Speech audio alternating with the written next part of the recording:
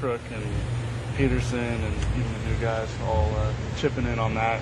We have our first scrimmage tomorrow, so we'll see how all the new guys do, but everything's coming along. You talked about how last year was kind of like a minor league rehab assignment for you.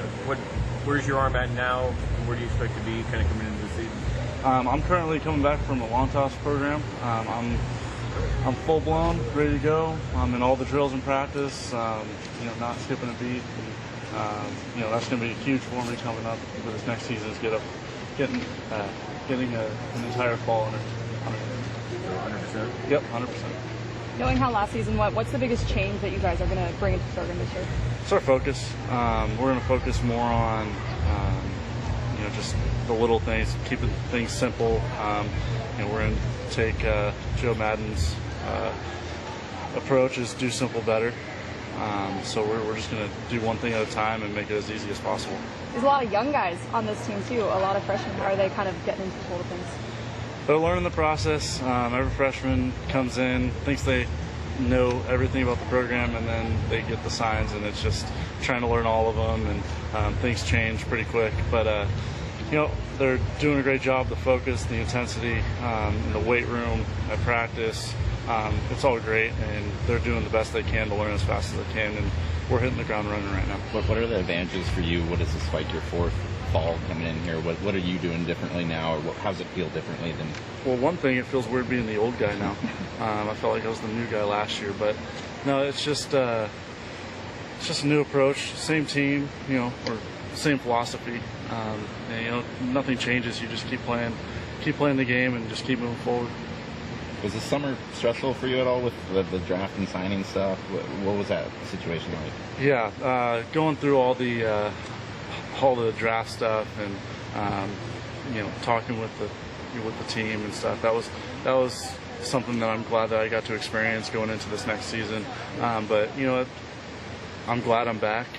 I'm here. I'm ready to move forward, and I can't wait to play our first game at San Diego State with these guys, because the intensity is unbelievable, and it's going to be fun. What were your discussions with Coach Horton like throughout the summer when obviously he wanted to have you back here? We were just trying to communicate, what's the deal? Are you coming back? Are you not? And, I just waited till the deadline to, make sure my decision was correct and the right one for me. And I'm excited to come back and get my degree in the winter term and, have a full season of baseball and just enjoy one more year of college. And for me, most importantly, was getting my degree, and that's what I wanted the most. You say it came down to the end. Was that tough? And were you thinking all the way till the end that there might be an offer that you'd take? Yeah, there was negotiations throughout the whole process, and I ended up just deciding that the best choice for me was to come back to school and play with this new group of guys, and take it one step at a time and take us to Omaha. That's the big goal this year. Is we're going to go to Omaha this year, and that's going to be the statement that we're going to make from day one. I assume even on draft day, you were calling you in earlier rounds and stuff. Was that stuff for you? I mean, did you have to kind of negotiate on the fly on draft day when they call you in the early rounds? Yeah, you have to kind of negotiate whenever you get a phone call. Hey, would you take this much, that much? And, you got to trust your gut and trust, trust what you're worth. And, that's something that I'm so glad, like I said, I went through, and I'm excited to move forward and be with them. I can't wait for the first game. What rounds are those calls coming? Anywhere from the second to when I was picked. Surprised over you? Was there a thought you thought you might have, when last season ended, that might have been your last year? When it got to the later rounds of the draft, I kind of felt back. I already picked out my new apartment. I was excited to move in and with my roommate, but once I was drafted, I had to kind of reanalyze the whole steps and just make the right decision for me and my family, and I'm glad that my family's still the best. Part of that's still based on the fact that you think you're going to be a lot better this year and show them what they didn't see last year now that you're 100% healthy? Yeah, there was a lot of questions on my elbow, if I was healthy or not, and the most important thing is that I am healthy, and I am going to move forward, and I'm going to prove to all the doubters out there that I'll be back full-fledged, and we're going to have an awesome year. Are there any drawbacks of having three lefties in the rotation? I don't think so. Three lefties in the starting rotation is incredible, and I'm excited to see where Peterson and Crook, and it doesn't matter whether it's Friday, Saturday, or Sunday, we're going to be we're going to be a heck of a rotation, and it's going to be exciting. Sure. How was summer? It was good. A lot of fun. I spent about 2 months out in the Cape Cod Baseball League playing about 45 games. It was good. A lot of competition out there. So, yeah. How do you feel like your game developed while you're out on the Cape? Well, you know, I mean, playing with the most kind of prestigious baseball players out there in that summer league, you know, I feel it definitely helped me with the transition to my junior year. I mean, seeing that caliber of pitching out there. So, yeah, and that amount of at-bats definitely helped me this coming season. After the end of last year, what do you say is the biggest change that this team is going to implement this season? Not so much a change. I mean, it's a lot of new faces. Something crazy like 17, 18 new guys. So, I mean, right now they seem like they're grasping the program pretty good. We're only on day 4 or 5 right now. So, I mean, that's going to be, the transition to high school baseball to our program is a bit of a change. So, I mean, but it seems like they're doing a good job right now. This is about the 3rd or 4th year in a row where there's been pretty high expectations on this program. Cole's not skirting away from that. He says the goal is to get to Omaha again this year. How do you guys kind of approach that sort of mentality this early in the season? Yeah, you know, I mean, the journey to Omaha starts right now. You know, I mean, it doesn't start when opening day on February 13th. It starts right now. You know, every day we aim to win the day each and every day we go out there. So, I mean, if you every day with that mindset, just little goals like that, it'll help out in June. A little bummed to not see Hawaii on the schedule soon. Yeah, I mean, you know, it's definitely nice going home and playing in front of basically like a home game for myself, but I mean, it's all right. San Diego isn't bad at all. Yeah. Somewhat surprised that Cole came back? No, I'm sure. He probably didn't go where he wanted to go. I mean, he's one of the best pitchers in the country. So, I mean, after full strength now, he's going to go back out there. He's Got kind of a spark for this team, though, to know that he's coming back. Yeah, I mean, with your Friday night starter coming back, it's a big momentum changer for us. And we got Crook coming back. This year he was playing with me on my summer team. This year he dominated pretty much all summer, so his rehab process is going really well. How did he look? What did you see out of him and stuff? I mean, he was on a pitch count, so just like 45 pitches. He was just going once a week, but I mean, he'd go out there 2-3 and throw 93 and pretty much shut guys down, so he's really well. How did your play this summer help you? It's just repetitions. You know, when you're out there with one of the best guys in the country, it pushes you to be the best you can be. I guess, when you're facing guys throwing 93, 95 every night. So, every single night you go out there. So, I mean, just those reps and just learning yourself, a lot about yourself through as a hitter will help you this coming season. Would you look back on last year? How do you think your last year went? Where do you think you're better than this year? I think definitely I'll be better offensively this year. I did all right last year, not as good as I wanted to as a sophomore, but it was like I said, after the amount of at-bats I had this summer, it'll definitely help me come in this year. That could be a big thing. They're going to be looking for bats for some guys that some of your top guys that hit last year gone. What do you see kind of through the lineup this year? Yeah, we've never been a power team, and we never probably will be. Definitely not this year. But we're guys that are going to drive runs in gap to gap. Time and execution is going to be key for us this year. I have a tendency to break those cameras, so hold on over time. How was your summer? It was great. It went a little faster because of the volume of things going on and the recruiting efforts and challenges. It was kind of bittersweet for me. I got to stay in Southern California quite a long time. I'm proud to say that I have a new grandson. That happened late in August. I was hanging out with my daughters and grandkids, and then when I wasn't out recruiting. So it was kind of home too after you recruit. Was seeing my daughters and my family down there in Southern California. So it was a busy summer, but it was a good summer.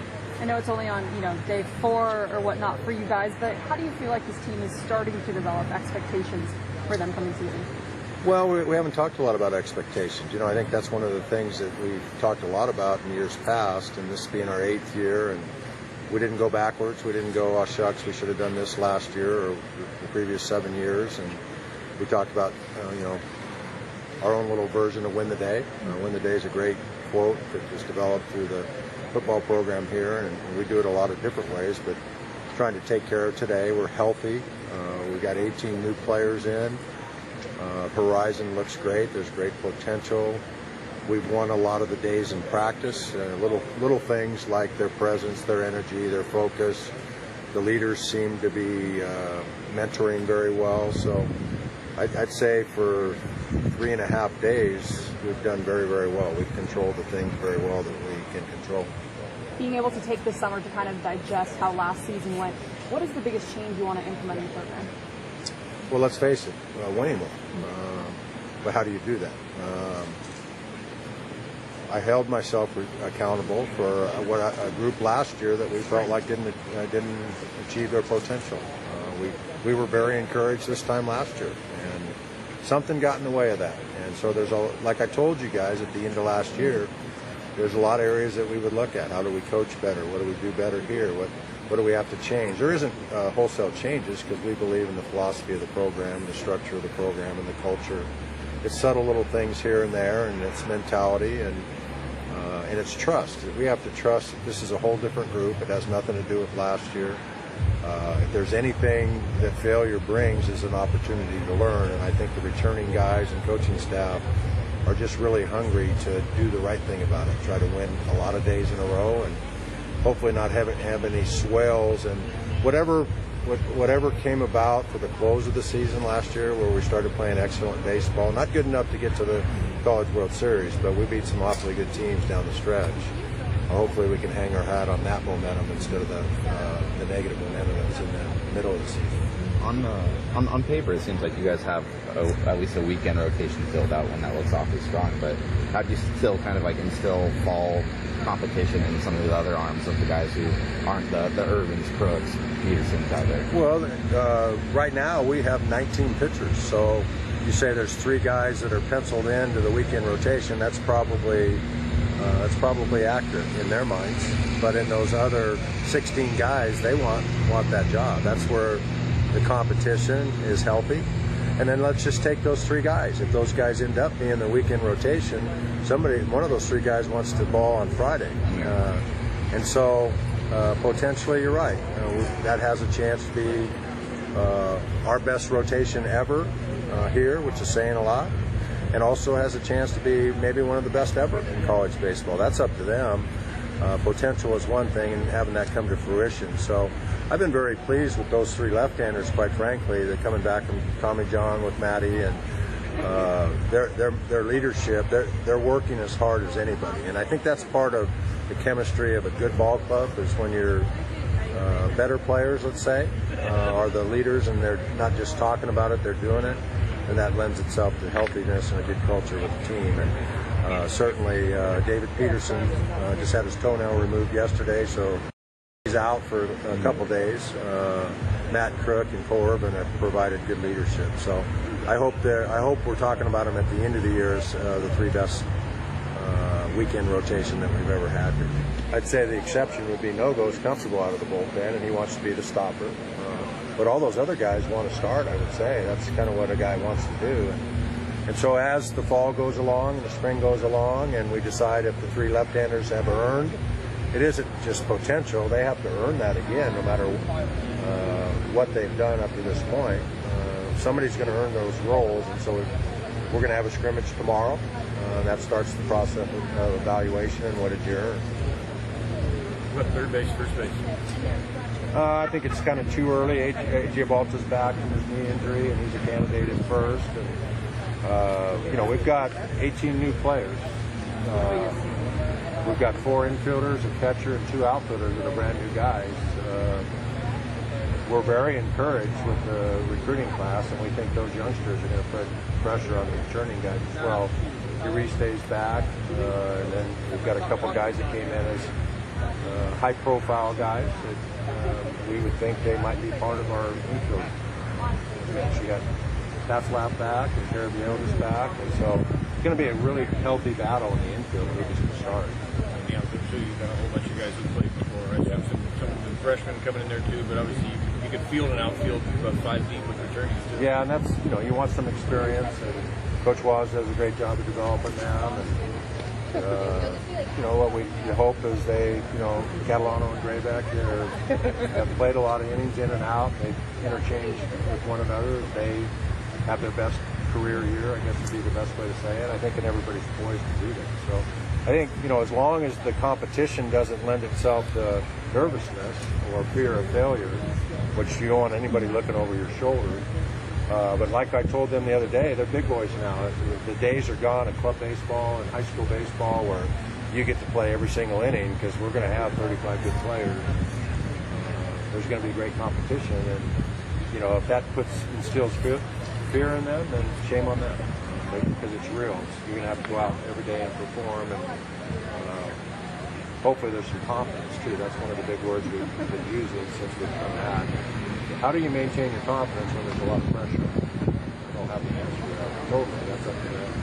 You said before you hoped Cole would come back. He did. What was kind of your process? You talked to him. What he keep you updated on? And are you surprised at all? He did a great job of communicating between his family and the people that are advising him. And we talked to the professional team that drafted him. And as it moved along and things started happening, and the slotted guys started signing, it was apparent to us that his club was probably not going to have enough money to make sense for him to sign. So when he made that phone call, and it was a couple days short of the deadline, to me, it was a good day for me.